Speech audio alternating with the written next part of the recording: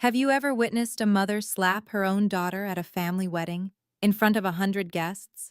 No? So imagine this. You're at your sister's wedding. 200 guests. Judges, lawyers, Boston's elite, all watching.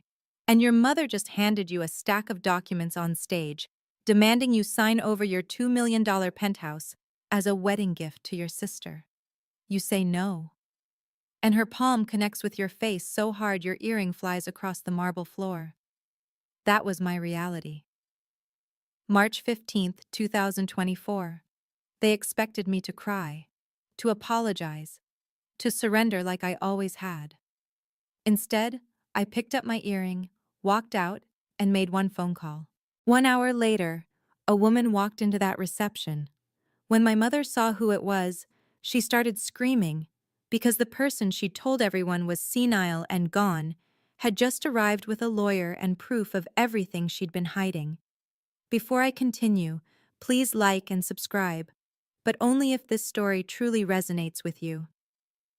Now let me take you back 3 years to where this all began. The call came on a Tuesday evening in March 2021. I was sitting in my studio apartment in Somerville, eating leftover pad thai and reviewing blueprints for a client's kitchen renovation, when my grandmother's name lit up my phone screen. "Paige, sweetheart," Eleanor Harrison said, her voice steady as it had always been. "I need to tell you something, and I need you to listen carefully." My grandmother had been a professor at Harvard Law School for 31 years before retiring. She didn't waste words. So when she told me she was updating her will and leaving me the penthouse at 150 Seaport Boulevard, the one she'd purchased in 2015 for $1.8 million, now valued at over $2 million, I set down my chopsticks and listened. "Why me?" I asked. Not because I didn't want it, because I genuinely didn't understand. "Because you're the only one who visits," she said simply. "Every Sunday for 10 years, Paige, while your mother sends Christmas cards and your sister sends nothing at all. You bring me tulips because you remember they're my favorite. You sit with me when I have nothing interesting to say."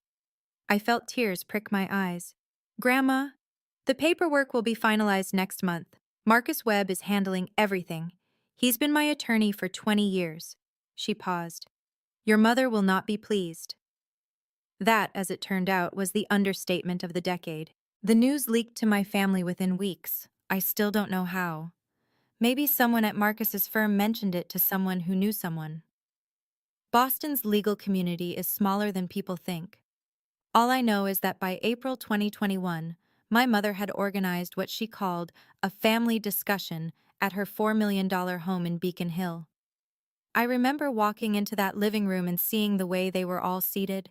My father Richard in his leather armchair, my mother Victoria on the settee, my sister Madison perched on the arm of the couch like she was posing for a photograph. They'd arranged themselves like a tribunal. "Paige." My mother's voice was honey over broken glass. "We need to talk about your grandmother's condition." "Her condition?" I sat down on the only empty seat, a straight-back chair that faced all three of them. "She seems fine to me." "She's clearly not thinking straight." Victoria crossed her legs, her Cartier bracelet catching the light. "Leaving a $2 million property to one grandchild? Excluding everyone else? That's not the behavior of a rational woman." "She's not excluding anyone," I said. "She's giving me something she wants me to have. That's her right." Madison let out a small, theatrical sob. "This is so unfair. I've always loved Grandma. I just don't have time to visit like you do. I have a career. I have a life." "You have a trust fund and a fiancé with a yacht," I thought, but didn't say. "The fair thing to do," my father spoke for the first time, his voice measured in that way attorneys cultivate, "would be for you to decline the inheritance, or at least agree to sell the property and split the proceeds equally among family members." I stared at him, Richard Harrison, who hadn't asked me a single question about my life in years. Richard Harrison, who'd missed my college graduation because of a scheduling conflict that turned out to be a golf tournament. That Richard Harrison was now telling me what would be fair. "I'm not declining anything," I said. "And I'm not selling anything." Grandma made this decision because she wanted to. If you have a problem with it, talk to her. The temperature in the room dropped 10 degrees. Victoria's smile vanished. Then I hope you're prepared, she said, for the consequences of being so selfish. The consequences came swiftly. By summer 2021, I had been quietly removed from the family text chain. I learned about Madison's engagement party through an Instagram post, a photo of her surrounded by our cousins, champagne glasses raised, at a venue I recognized as the Boston Harbor Hotel. The caption read, "Future Mrs. Caldwell," with 3 diamond emojis. No one had told me. No one had invited me. When I asked my mother about it, she said, "Oh, we assumed you wouldn't want to come. You've been so busy with your little decorating business." My little decorating business was a licensed interior design studio with 12 active clients and revenue that had doubled in the past year. But to Victoria Harrison, anything that wasn't a law degree or a wealthy husband was just a hobby. The worst part wasn't the exclusion, it was what came with it. The stories Victoria began telling anyone who would listen. Paige manipulated my mother, I overheard her say at a neighborhood gathering I'd shown up to uninvited. Visited her constantly, turned her against the family. You know how vulnerable elderly people can be. She painted me as a predator, a schemer, the ungrateful daughter who'd exploited a confused old woman for profit. And through all of it, I never once corrected her publicly. I never made a scene. I thought if I stayed quiet, if I just kept my head down, eventually the storm would pass. I didn't understand yet that silence was exactly what she was counting on. What I also didn't understand was why Grandma Eleanor had moved into Brookhaven Senior Living in late 2021, a luxury facility in Wellesley that cost $12,000 a month. She told me she wanted peace and quiet. She told me she was tired of the drama. But sometimes when I visited her on Sundays, I caught something in her eyes, a flicker of something that looked almost like fear. "Grandma," I asked once, "did something happen? Between you and Mom?" She looked out the window at the manicured gardens for a long moment. "Some things are better left alone," she finally said. "At least for now." I let it go. I shouldn't have. 3 years would pass before I understood what she was hiding, and why she'd chosen to hide it. December 2023.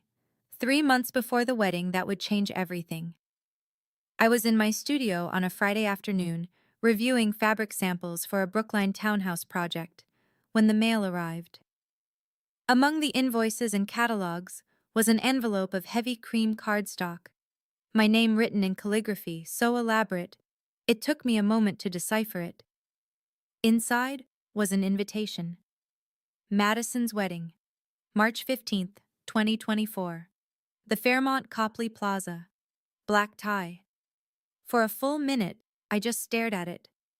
After 2 years of being treated like a ghost, no holidays, no birthdays, no casual texts, they were inviting me to the wedding? My phone rang that same evening. "Mother." "Paige, darling." Victoria's voice was warm, almost affectionate. I hadn't heard that tone since before the inheritance news broke. "Did you receive Madison's invitation?" "I did." "Wonderful. You know, this wedding is going to be such a beautiful opportunity for our family to heal, to move forward." She paused meaningfully. "To show everyone that the Harrisons are united." I waited. "I've been thinking," she continued, and there it was, the real reason for the call. This would be the perfect time to revisit our conversation about the penthouse. Madison and Tyler will need a place to live after the honeymoon, somewhere appropriate for a young couple starting their life together. I closed my eyes. Of course, the invitation wasn't an olive branch, it was bait. "Mom, the penthouse is mine. Grandma left it to me. That hasn't changed." "Nothing has to change, sweetheart. You could simply transfer the property as a wedding gift. Think of how generous that would look. Think of how proud Grandma would be to see you supporting your sister." The audacity of it took my breath away. Using my grandmother, the woman who had specifically chosen to give me that apartment, as an argument for why I should give it away. "I'm not transferring anything." "Paige." The warmth evaporated. Madison deserves a proper start. She's marrying into the Caldwell family. Do you understand what that means? Tyler's father is a managing partner at Ropes and Gray. They'll be entertaining. They'll be hosting. They need a home that reflects their status. Then Tyler's father can buy them one. Silence stretched between us. When Victoria spoke again, her voice was ice. I expect you to think carefully about this before the wedding, and I expect you to make the right choice. She hung up. I sat in my studio as the winter sun set, casting long shadows across my drafting table. I understood exactly what was at stake now. If I went to that wedding and refused again, in front of everyone Victoria had spent decades cultivating relationships with, she would make me pay. She would tell every guest that I was the selfish, ungrateful daughter who'd ruined her sister's special day. She would weaponize the entire Boston legal establishment against me. My reputation, my business, my future client referrals, so many of which came from word of mouth in exactly those circles. But if I didn't go, that would be its own kind of surrender, proof that I was too ashamed to show my face, proof that I had something to hide. I considered skipping it. I really did. But something in me refused. I had done nothing wrong. I had accepted a gift from someone who loved me. I would not be made to feel like a criminal for it. I RSVP'd yes. 1 week before the wedding, my phone rang at 7 in the morning. Grandma Eleanor. Sweetheart, she said, her voice carrying that particular urgency I'd only heard a handful of times in my life. I need you to listen carefully. I'm listening.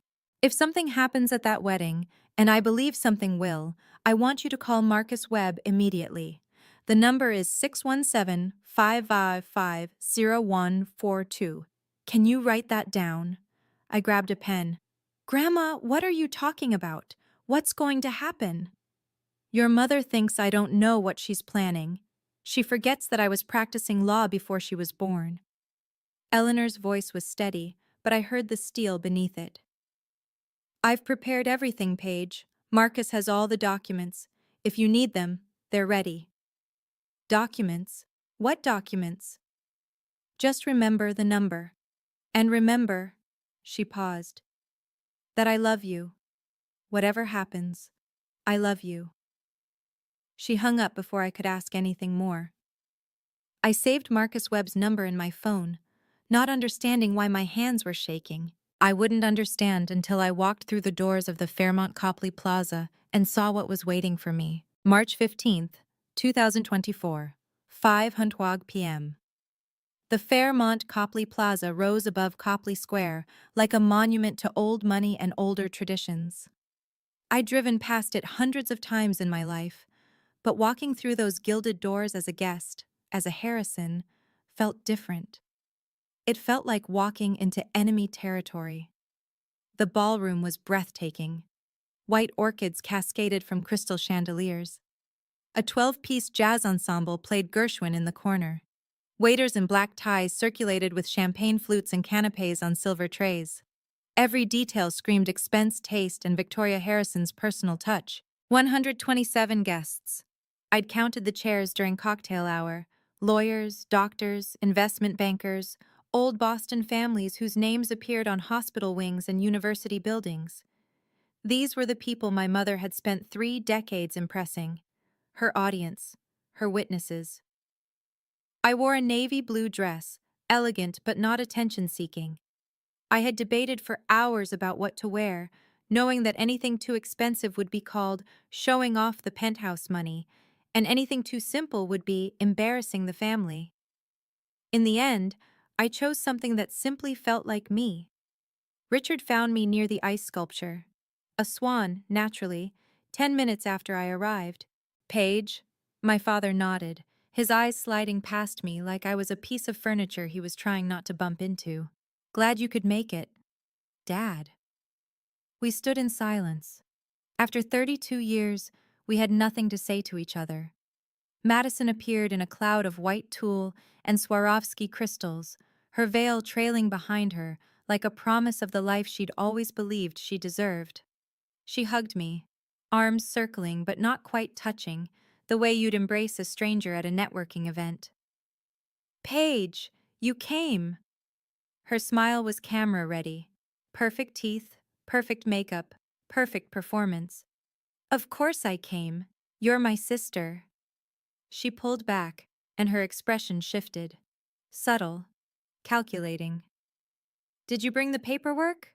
I blinked. What paperwork? Mom said you'd have the transfer documents ready by today. Madison's voice was light, almost playful, but her eyes were hard. For the penthouse, our wedding gift. So this was it. They'd already decided among themselves that I would comply. The invitation, the phone call, the reconciliation theater, all of it was just a prelude to this moment. Madison, there are no transfer documents.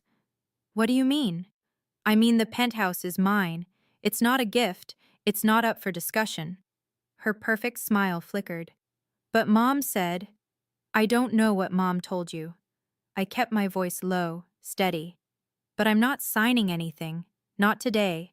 Not ever. Madison's jaw tightened. For a moment, she looked exactly like Victoria, the same flash of fury barely contained. You know, Tyler and I were planning to move in after the honeymoon. We already told the realtor we wouldn't need the condo in Back Bay. We already told everyone. You told everyone about an apartment that doesn't belong to you. It should belong to us. Her voice rose slightly. You don't even need it. You live in that little place in Somerville. You don't entertain. You don't have anyone to impress. What's the point of you having a $2 million penthouse? The point. What was the point of me having anything nice, anything valuable, anything that suggested I might matter as much as she did? I'd spent my whole life being asked that question in different ways. The point, I said quietly, is that Grandma wanted me to have it, and her wishes matter more than your real estate plans. Madison stared at me. Then she leaned in close, her bridal perfume overwhelming. Mom's going to handle this, she whispered. And when she does, don't say I didn't warn you. She swept away toward a group of bridesmaids, leaving me standing alone by the melting swan. I moved toward the bar, needing something to steady my nerves. But before I could order, a woman in a cream Chanel suit stepped into my path. I recognized her, Patricia Holloway, one of Victoria's tennis partners and the wife of a federal judge. You're Paige, aren't you? Patricia's smile didn't reach her eyes. Victoria's mentioned you. I bet she has. I heard you're holding on to some property for your grandmother, Patricia continued. That's very responsible of you. Will you be selling it soon? There it was, the narrative Victoria had been spinning. I wasn't the heir. I was the caretaker, the temporary custodian of assets that would eventually be distributed properly. Actually, I said, I live there. Patricia's eyebrows rose. Oh, I thought, well, never mind what I thought. She excused herself quickly, disappearing into the crowd. I stood alone in that sea of silk and judgment, understanding finally what I was up against. Victoria had been preparing this battlefield for years. Every conversation, every social event, every carefully placed comment, all of it was groundwork. And tonight, she intended to collect. I just didn't know yet how far she was willing to go. I escaped to the balcony. The March air was cold enough to bite, but after the suffocating warmth of the ballroom, I welcomed it. I leaned against the stone railing, looking out over Copley Square, trying to slow my racing heartbeat. That's when my phone buzzed. Grandma Eleanor. I answered immediately. Hello? My dear girl. Her voice was calm, almost too calm. Tell me what's happening. I glanced through the glass doors at the glittering crowd inside. How do you know something's happening? Because I know my daughter. A pause. Victoria has been planning something for weeks. She's been making phone calls, gathering people, building her case. She thinks I don't know because I'm locked away in my nursing home. The disdain in Eleanor's voice was palpable. She forgets that I have friends who actually like me. I almost laughed. Almost. What is she planning? I don't know exactly, but I know it will happen tonight while she has her audience. That's how Victoria operates. She needs witnesses. She needs people to validate her. Eleanor's voice softened. Paige, do you remember the number I gave you? Marcus Webb's number? I have it saved. If anything happens, Anything at all, call him immediately. He's expecting your call. He has everything ready. I pressed my back against the cold stone. Grandma, what is everything? What are you not telling me? Silence stretched across the line. 6 months ago, Eleanor finally said, your friend Daniel came to visit me. Daniel Reeves. We'd been friends since freshman year at BU. He was a reporter now, working the investigative desk at the Boston Globe. He'd mentioned a few months back that he was looking into some irregular real estate transactions in the area, but I hadn't connected it to anything specific. He came to visit you? Why? Because he found something strange, a property sale in 2020, a house in Cape Cod that belonged to me, a house I never sold. My breath caught. What do you mean you never sold it? I mean exactly that. Your mother sold it. For $875,000. She forged my signature on the documents. The world tilted slightly. I gripped the railing. Grandma? I didn't want to believe it either. That's why I hired experts. A company called Forensic Document Services right here in Boston. They analyzed the signatures. The probability of forgery was 98.7%. 98.7%. That wasn't doubt. That was certainty. Why didn't you tell me? My voice came out hoarse. Why didn't you go to the police? Because she's my daughter. Eleanor's voice cracked just slightly before she steadied it. Because I still hope, that there might be some explanation I don't understand. Some reason that isn't what it looks like. But we both knew. We both knew there wasn't. That's why you moved to Brookhaven, I said, understanding flooding through me. Not because you wanted peace and quiet, because you couldn't stand being around her. I couldn't trust her, Paige, and I couldn't prove anything without destroying everything. So I removed myself.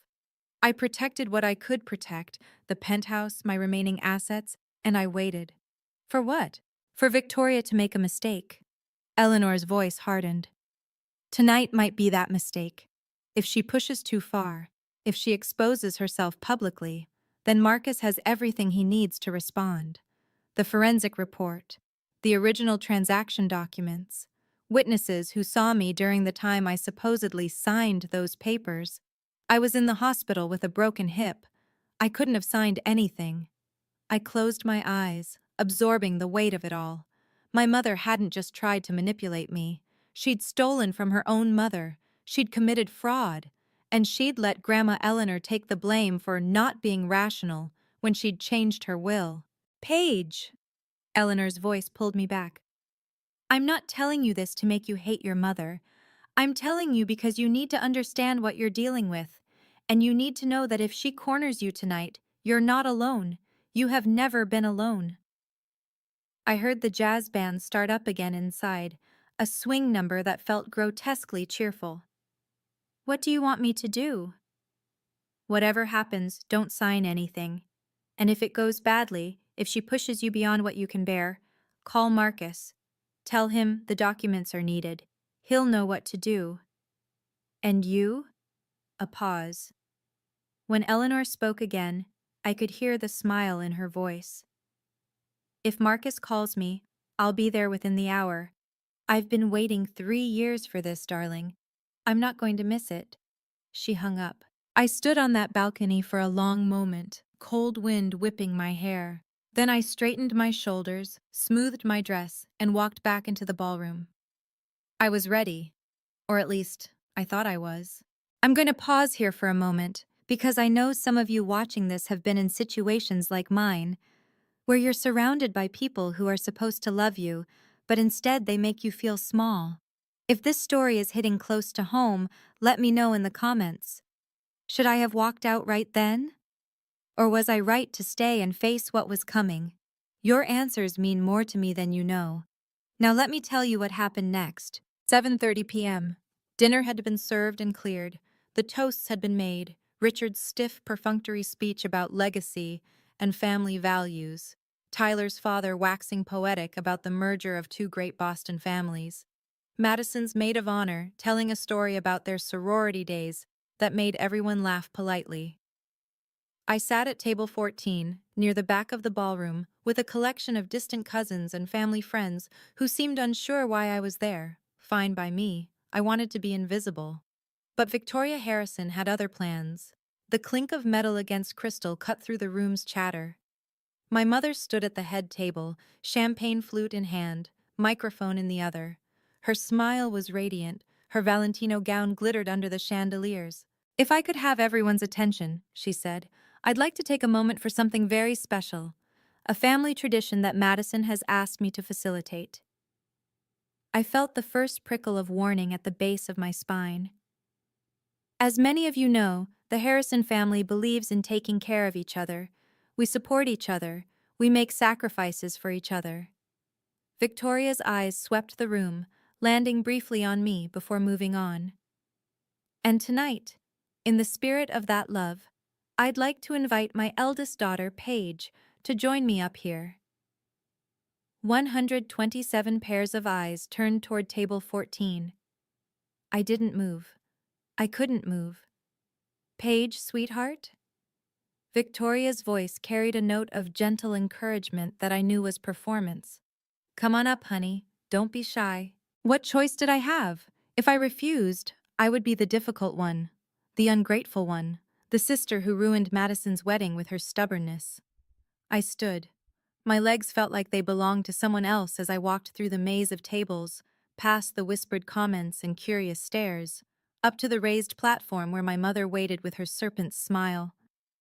"There she is." Victoria put an arm around my shoulders, a gesture of affection for the audience, a grip of control for me. "Now, everyone, Paige has been holding on to something very precious.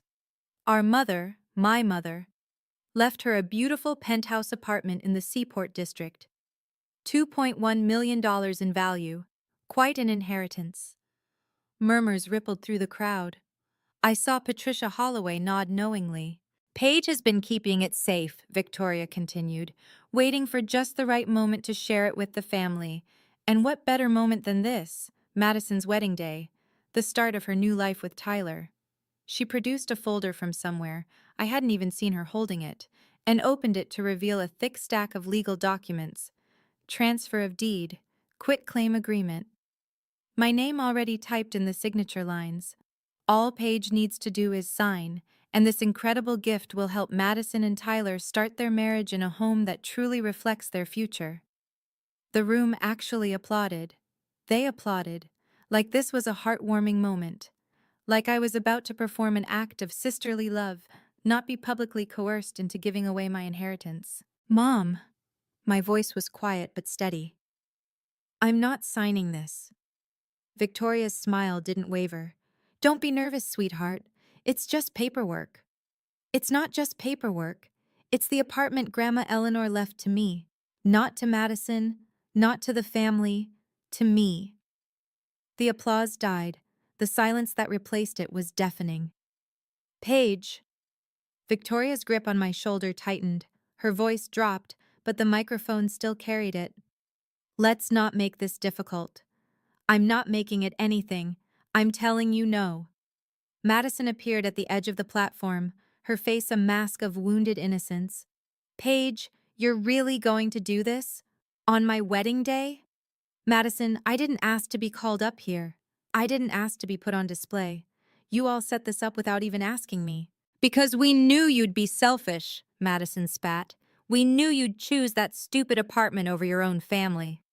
"The apartment isn't stupid when you want to live in it."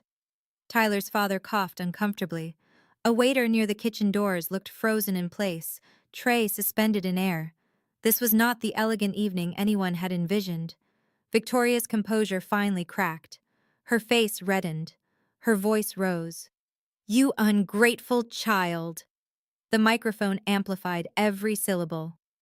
"After everything we've done for you, after we raised you, educated you, supported your little business, you can't do this one thing for your sister? You didn't support my business. You've never even been to my studio. And you didn't raise me. Grandma did, every summer, while you were at conferences and galas and anywhere else that wasn't home. Gasps scattered through the audience. I'd said too much, I knew it, but I couldn't stop. The penthouse is mine because Grandma wanted me to have it, because I was there, because I cared. And no amount of public humiliation is going to change that. Victoria's hand moved so fast I didn't see it coming. The slap connected with my left cheek, hard enough to snap my head sideways. My silver earring, the one Grandma Eleanor had given me for my 30th birthday, flew off my ear and bounced across the marble floor with a sound like a small bell. The room went absolutely silent. For a moment, I stood perfectly still. My cheek burned, my vision blurred. I could feel every eye in that ballroom boring into me, waiting to see what I would do. What I did was breathe. I bent down. I picked up the earring. It was slightly bent, but not broken. I straightened it carefully, methodically, and put it back on my ear. Then I looked at my mother. "That's the last time you touch me," I said. My voice didn't shake. I was proud of that. I turned and walked off the platform, through the tables, past the whispers and the stares and the jazz band that had stopped playing mid-note, out the double doors of the ballroom and into the lobby. I didn't run. I didn't cry. I found a quiet corner near the concierge desk, pulled out my phone, and dialed the number I'd saved a week ago. It rang once. Marcus Webb's office. "This is Paige Harrison," I said. My voice was calm, steady, certain. "Please tell my grandmother that the documents are needed." "Understood, Miss Harrison. She'll be there within the hour." I hung up, and then I sat down on a velvet bench, touched my stinging cheek, and waited. 1 hour, that's all I needed. 1 hour until everything changed. 8:45 p.m. I was still on that velvet bench when the main doors of the Fairmont Copley Plaza opened and my grandmother walked in. Eleanor Harrison was 78 years old. She moved with a cane now, her gait slower than I remembered from my childhood. But everything else about her radiated the same formidable presence that had made her one of the most respected professors at Harvard Law for 3 decades. She wore a gray cashmere coat over a simple black dress. Her silver hair was pinned back elegantly, and beside her walked Marcus Webb, mid-40s, wire-rimmed glasses, charcoal suit, carrying a leather briefcase that looked like it contained the weight of the world. "Grandma." I stood up, and for a moment my composure cracked. "You came." She crossed the lobby and took my face in her hands, examining my cheek with eyes that missed nothing.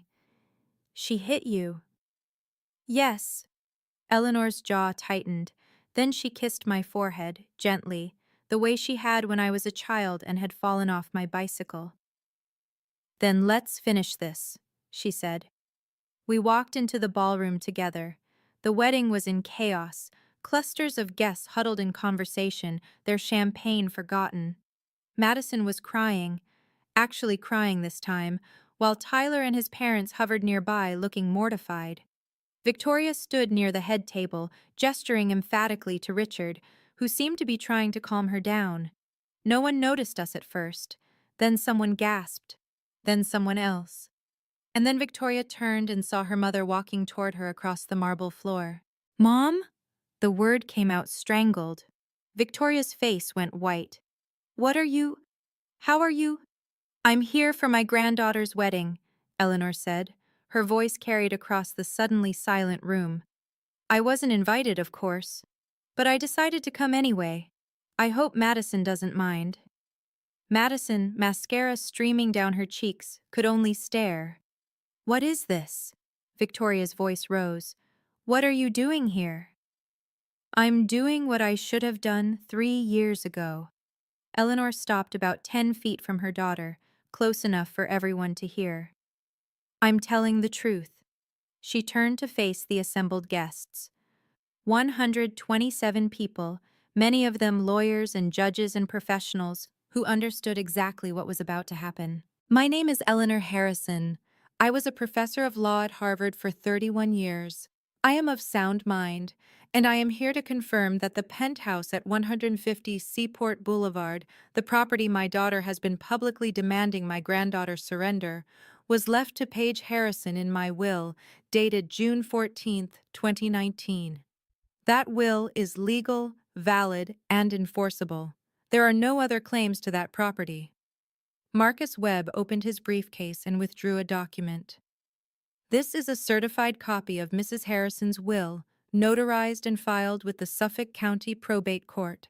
I've been her attorney for 23 years and can attest to its authenticity. Victoria's face contorted. This is absurd. Mother, you're confused. You don't understand what you're saying. I understand perfectly. Eleanor's voice was ice. What you don't understand is that I've been watching you. For 3 years I've been watching. She nodded to Marcus, who withdrew a second set of documents.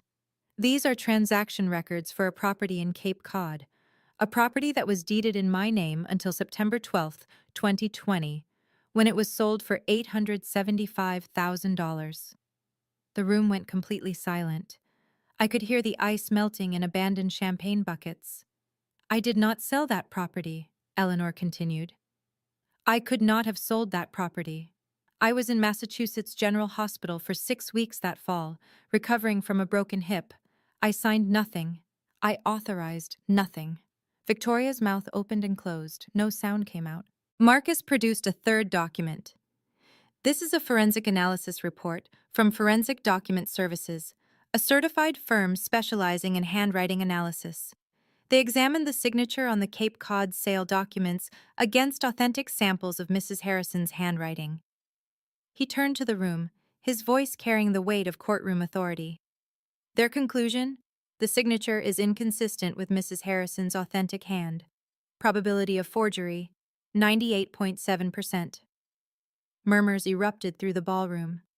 I saw Tyler's father, the managing partner at Ropes and Gray, exchange a significant look with another attorney near the bar. You're lying, Victoria's voice cracked. This is all fabricated. You're senile, Mother. You don't know what you're talking about. I'm sharp enough to hire experts, Eleanor replied. I'm sharp enough to preserve evidence. And I'm sharp enough to have forwarded this entire file to the Suffolk County District Attorney's office last week. The color drained completely from Victoria's face. You didn't? Forgery and fraud, Victoria. Up to 5 years in prison under Massachusetts law. Eleanor's voice was almost gentle now, the same tone she'd once used to explain complex legal concepts to first-year students. I didn't want to believe my own daughter could do this. I gave you 3 years to confess, to make it right. But instead, you spent those years slandering my granddaughter, calling her a manipulator, calling me senile, trying to steal her inheritance the same way you stole my property. Victoria spun to face Richard. Richard, say something. Stop this. Richard Harrison, who had stood silently through everything, took a step backward. I didn't know, he said. His voice was flat, empty. I didn't know about the Cape Cod house. You signed the transfer, Victoria shrieked. You were there. I signed what you told me to sign. I didn't know it was forged. The room watched in horrified fascination as 35 years of marriage disintegrated in real time.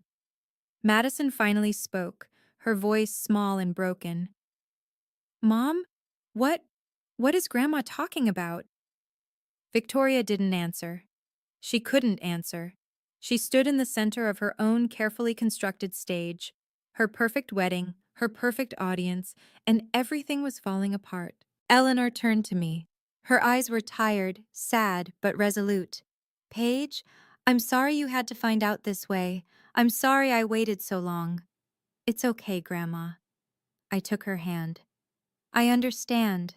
She squeezed my fingers. Then she looked at Victoria one last time.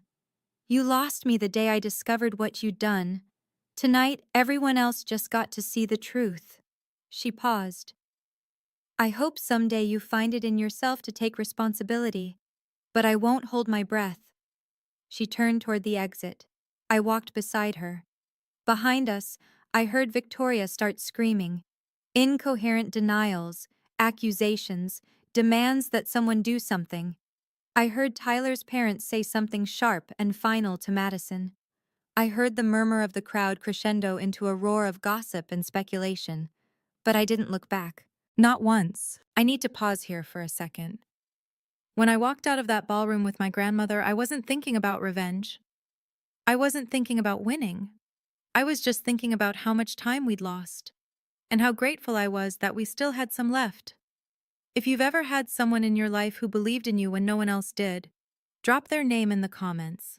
They deserve to be celebrated. And if you want to hear how this all played out, make sure you're subscribed. Back to the story. We made it to the lobby before Tyler caught up with us. I heard his footsteps first, the quick, sharp click of expensive dress shoes on marble. I turned, expecting anger, maybe threats. What I saw instead was calculation. Mrs. Harrison, Tyler Caldwell addressed my grandmother directly, not even glancing at me. I think we should talk about this privately. There may be some misunderstandings that can be cleared up. Eleanor regarded him with the same expression she probably used on particularly dim-witted law students. There are no misunderstandings, Mr. Caldwell. But surely the whole Cape Cod situation, families have disputes. Paperwork gets complicated. If we could just sit down with the lawyers. The paperwork was forged. My daughter committed fraud. Those aren't disputes, they're crimes. Tyler shifted his weight, and I watched his mask slip. Underneath the polished veneer, I glimpsed something desperate. The penthouse, then. Madison mentioned that you might be reconsidering your will. Given the circumstances, the wedding, the new family, perhaps there's a way to… Mr. Caldwell. Eleanor's voice cut like surgical steel. I'm not reconsidering anything. The penthouse belongs to Paige. It will continue to belong to Paige. And if you're asking whether I'll give my remaining assets to a granddaughter who just married a man willing to beg at a ballroom door, the answer is no. Tyler's face reddened. For a moment, I thought he might say something ugly. Instead, Eleanor smiled. That particular smile that made courtroom attorneys nervous. You married the wrong Harrison young man. And frankly, given what I've seen of your character tonight, Madison is welcome to you. She turned away from him without another word. Marcus Webb stepped forward, blocking Tyler's path. I'd advise you to return to your wedding, Mr. Caldwell. Anything you say now could be relevant to ongoing investigations. Tyler Caldwell, son of a managing partner at one of Boston's most prestigious law firms, suddenly looked very young and very scared. He retreated without another word. We stepped out into the cold March night. The air smelled like impending rain, and the street lights cast golden pools on the cobblestones of Copley Square. Grandma, I said, my voice thick, I'm so sorry about the wedding, about the scene, about all of it. She patted my arm. Don't be sorry. I've been waiting 3 years to say those things. It felt wonderful. Despite everything, I laughed. It came out raw and broken, but it was real. What happens now? Marcus answered, his voice measured and professional. The district attorney's office will proceed with their investigation. Mrs. Harrison has provided substantial documentation. Whether charges are filed will depend on their review, but the evidence is compelling. And Victoria? Eleanor's face softened with something that might have been grief, or might have been relief. It was hard to tell. That's up to the courts now. I've done what I needed to do. The rest is out of my hands. I thought about my mother, still in that ballroom, surrounded by the people she'd spent her life trying to impress, watching everything she'd built crumble. Part of me felt a savage satisfaction, but a larger part just felt tired. I'm not doing this for revenge, I said, though I wasn't sure if I was telling them or myself. I'm not doing it to punish her.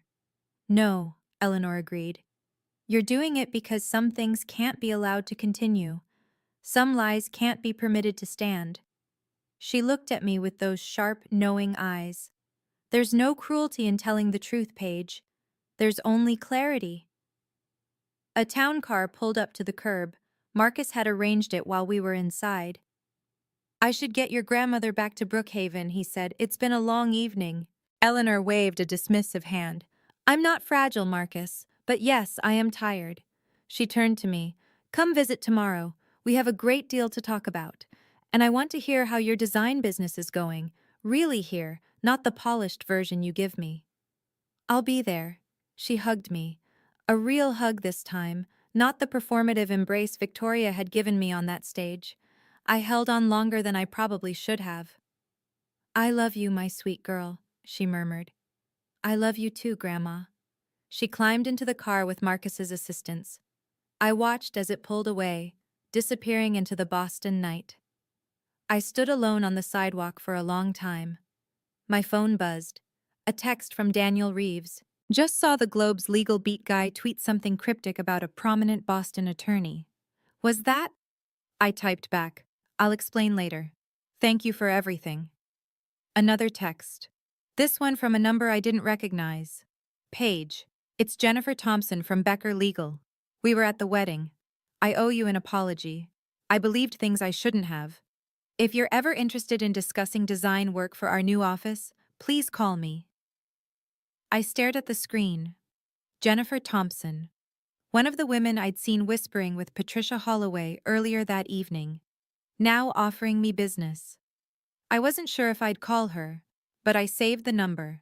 Then I put my phone away, pulled my coat tighter against the cold, and walked toward the parking garage. For the first time in 3 years, I felt like I could breathe.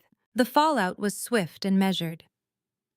2 weeks after the wedding, Victoria Harrison was summoned to the Suffolk County District Attorney's Office for questioning regarding the Cape Cod property sale. The interview lasted 4 hours. When she emerged, according to what Marcus later told me, she looked 10 years older. Her attorney, a colleague from her tennis club who'd originally agreed to represent her, withdrew from the case within days, citing conflict of interest.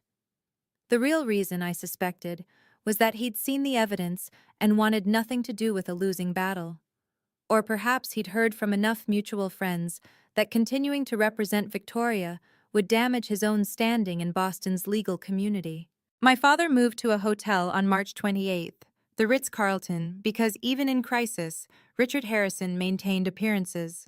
He released a statement through a family friend stating that he was seeking space to process recent revelations and had no prior knowledge of any improper transactions. Whether anyone believed him was another matter. His signature was on the transfer documents alongside Victoria's. Claiming ignorance only worked if people were inclined to give you the benefit of the doubt, and after 30 years of standing silently beside his wife, Richard had used up most of his goodwill. Madison and Tyler postponed their honeymoon indefinitely. I heard from a cousin that Tyler's parents had concerns about the financial entanglement and wanted their son's legal exposure clarified before the couple traveled internationally.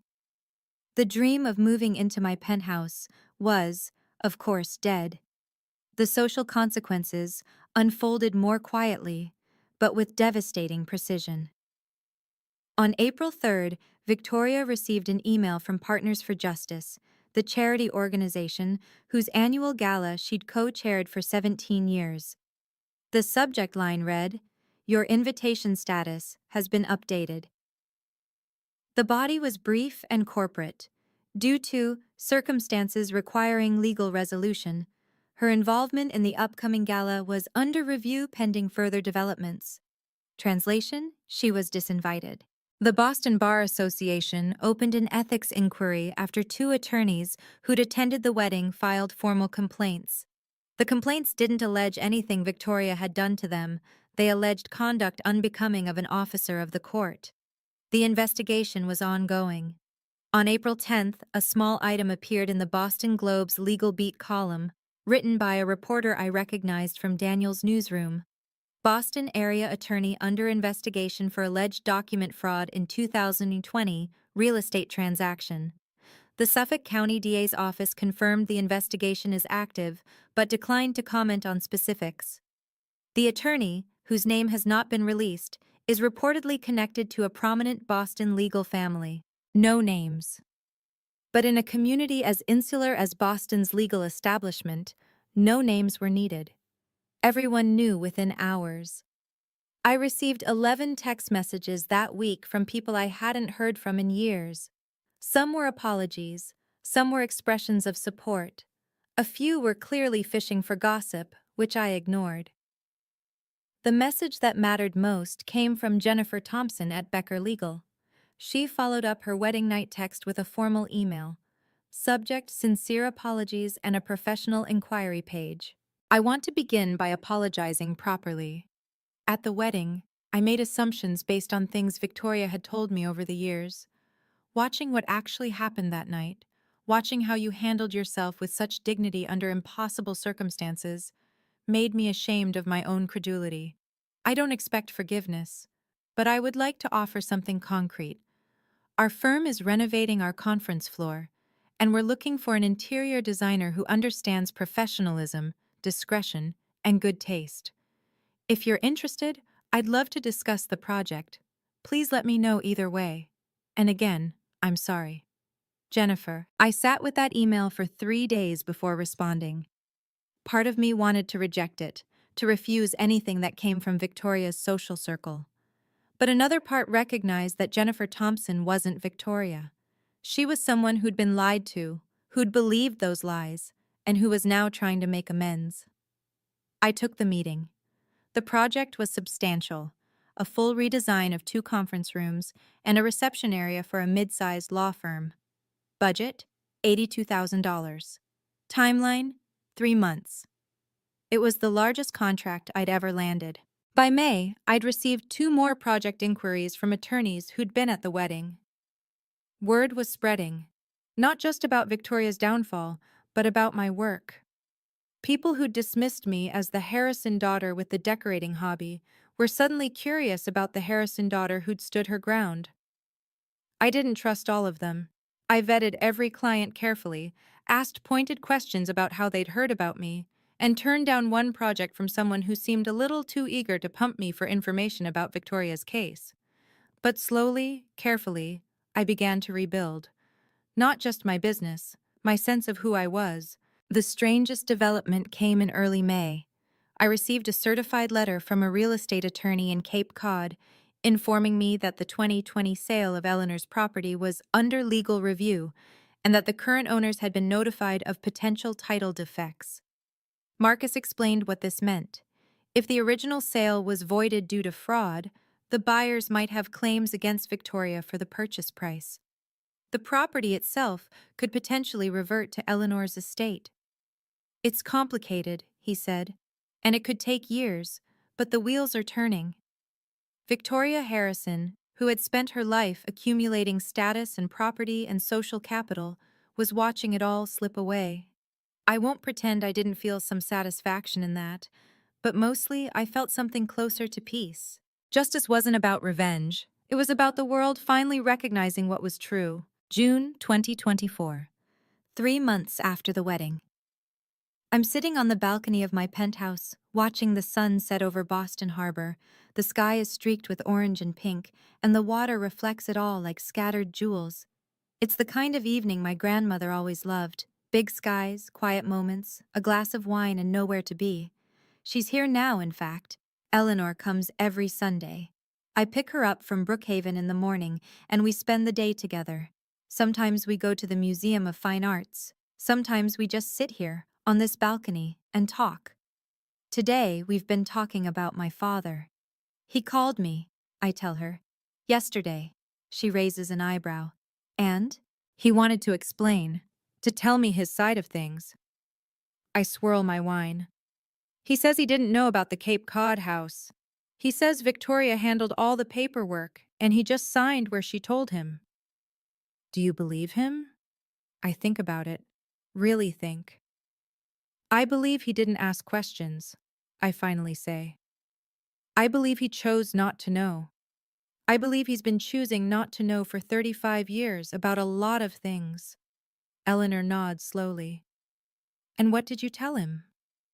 I told him I needed time, that I wasn't ready to see him yet, that if he wanted a relationship with me, he'd have to earn it, not by explaining or apologizing, but by actually showing up, consistently, over time. She reaches over and squeezes my hand. That's a healthy boundary, sweetheart. We sit in comfortable silence for a while. The sunset deepens. Madison texted me, I add. Last week. I heard. She asked if I would call her. She said she wants to talk. And will you? I look out at the harbor, at the boats returning to their moorings, at the city lights beginning to flicker on. Not yet. Maybe not for a long time. I pause. She knew, Grandma. Maybe not about the Cape Cod house, but about the pressure, the manipulation, the lies. She was there every time Victoria called me selfish or ungrateful. She never once defended me. She never once questioned what she was being told. That's true. If she wants to have a sister, she has to want to know the truth. She has to be willing to see who our mother really is. And I don't think she's there yet. I don't think she wants to be there. I take a breath. So I'm not closing the door forever. But I'm not opening it until she's ready to walk through it honestly. Eleanor smiles. A small, proud smile. You've learned something important, Paige. Something I wish I'd learned at your age. What's that? That love without respect isn't love, it's just habit. She looks at me with those clear, knowing eyes. You deserve both. I started therapy in April.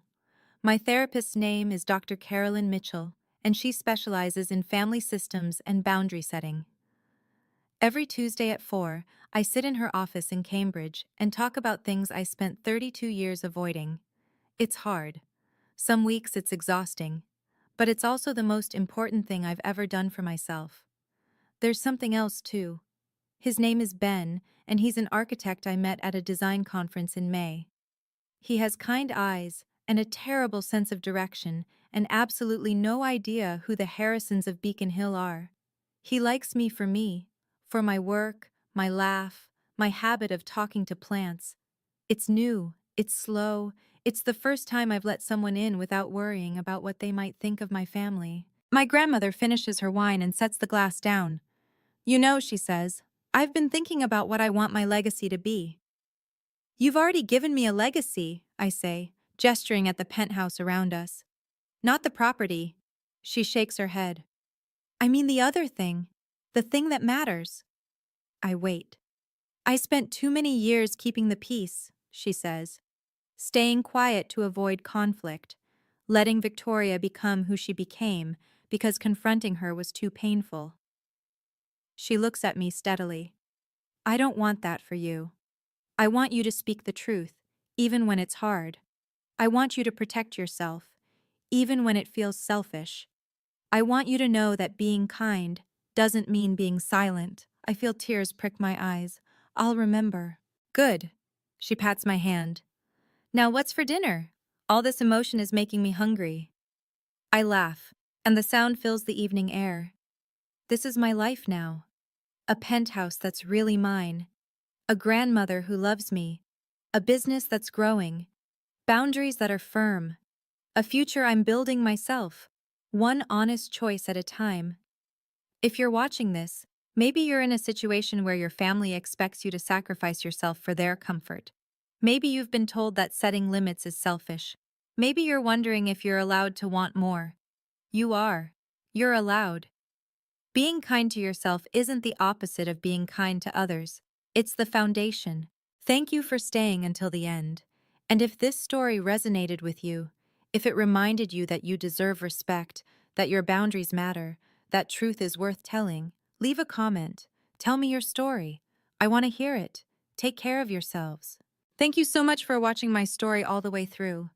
If it helped you remember that you're worthy of respect, that saying no doesn't make you a bad person, then this was worth telling. Please hit that like button and subscribe if you want more stories about boundaries, family, and finding your way. Check the description for more videos like this one. And until next time, remember, protecting your peace is not a crime, it's a necessity. Take care, I'll see you soon.